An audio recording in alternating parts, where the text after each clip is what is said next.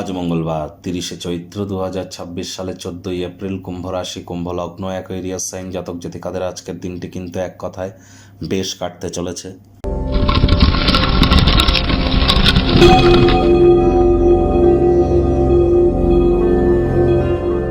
ভিডিওটির শুরুতেই আপনাদের সকলকে ভারতীয় সংবিধানের জনক ডক্টর বি.আর. আম্বেদকরের জন্মদিনের হার্দিক শুভেচ্ছা এবং অভিনন্দন রইল।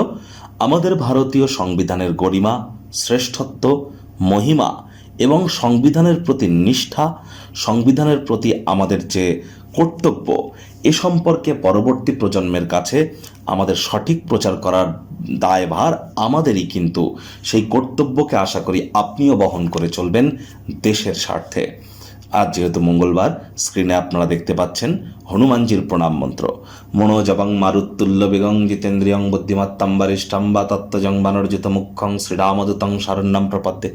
এটি আপনারা আজ অবশ্যই 9 বার জপ করুন। আর বর্তমানে ভারতবর্ষের চার্টেও কিন্তু মঙ্গলেরই মহাদশা চলছে।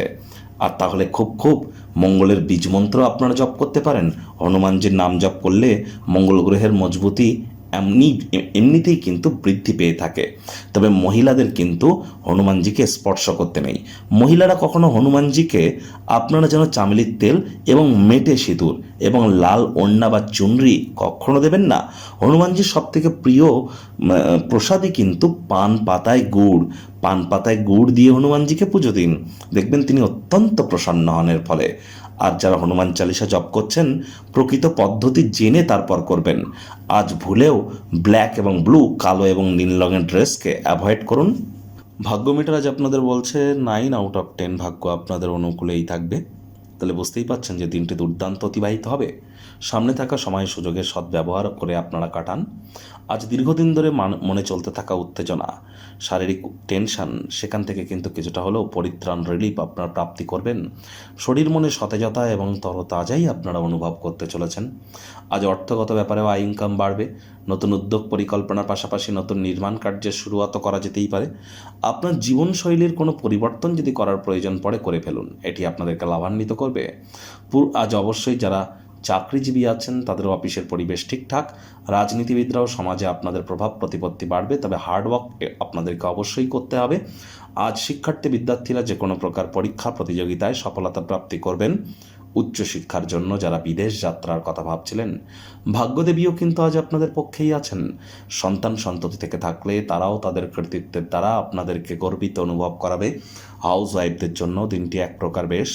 প্রেমিক প্রেমিকা, স্বামী স্ত্রী দিনটিকে যতটা সম্ভব রোম্যান্টিক করে তোলা যায়, সেই প্রচেষ্টাই তো আপনাদের জারি রাখা উচিত। অবিবাহিতদের বিবাহের যোগ পরিলক্ষিত হচ্ছে। যারা প্রেমে পড়েননি তাদের জীবনে স্বপ্নের নারী বা পুরুষের আগমন আজ কিন্তু হতেই পারে। একটু প্রচেষ্টা আপনাদেরকেও করতে হবে। রাতের বেলা সবার থেকে দূরে সরে গিয়ে ছাদে বা পার্কে একে একে হাঁটাহাঁটি করা পছন্দ করবেন। এই সময়টিতে ব্যক্তিত্বের মূল্যায়ন করে কাটান। সম্পর্কগুলি, তাদের সাথে বন্ধন এগুলিকে পুনরুজ্জীবিত করবার জন্য দিনটি দুর্দান্ত। গৃহের পরিবেশ শান্তিপূর্ণ, নির্ঝঞ্ঝাট পরিগণিত হবে। শত্রুপক্ষ, বিরোধী পক্ষ আজ খুব একটি শক্তিশালী কিন্তু থাকছে না। আজ আপনাদের উচিত যতটা সম্ভব ঈশ্বরের সাধনায় নিজেদেরকে নিমজ্জিত রাখা।